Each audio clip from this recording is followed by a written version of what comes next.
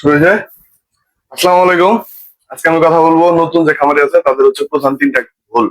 শুরুর দিক তারা হচ্ছে প্রধান যে তিনটা ভুল করে, যার ফলে অনেকাংশ লস হয় এবং লাভের সম্ভাবনা কম হয় এবং অনেকে হতাশ হয়ে যায় এবং এমনও পর্যায়ে যায় কিছু কিছু ক্ষেত্রে গরু মারাও যেতে পারে। কিভাবে? প্রথম এক নম্বর ভুল, সেটা হচ্ছে নতুন গরু কেনার পর সবকিছু হচ্ছে খাবার একটু বেশি বেশি দেওয়ার চেষ্টা করে, যেমন হচ্ছে বিশেষ করে দানাদার খাবার, ফিড, ভুসি, আবার অনেক হচ্ছে দামড়া গরুকে, ষাঁড় গরুকে চাই, কুট এগুলো খাওয়ায়। তো এই খাবারগুলো যখন হচ্ছে পরিমাণ থেকে বেশি হয়ে যাবে, গরু খাবে ঠিকই, যেগুলো রুচি আছে খাবে ঠিকই, কিন্তু যখন পরিমাণ থেকে বেশি হয়ে যাবে তখন গরু হচ্ছে পেট খাওয়া হবে, গ্যাস হবে। ইভেন কিছু কিছু ক্ষেত্রে গরু ভালো হয়, 80% গরু ভালো হয়, রিকভারি হয়, কিন্তু কিছু কিছু ক্ষেত্রে একবারে রেয়ার গরু হচ্ছে মারা মারা পর্যন্ত যায়।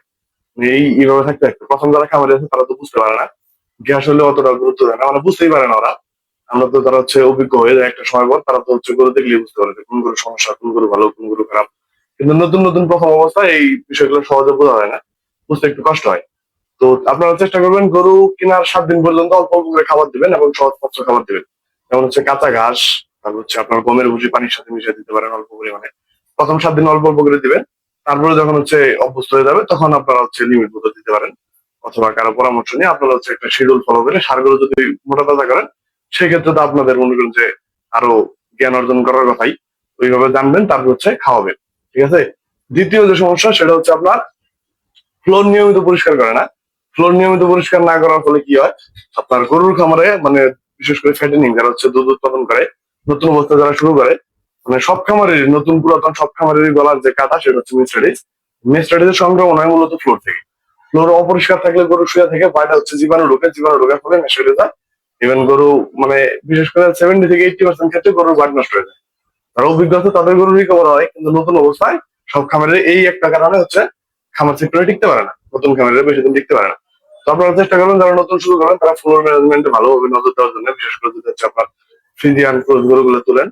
দেশি গরুর ক্ষেত্রে খুব একটা সমস্যা হয় না, কিন্তু দেশি গরুর লাভ মানে দেশি গরুর ক্ষেত্রে লাভের পরিমাণটাও কম।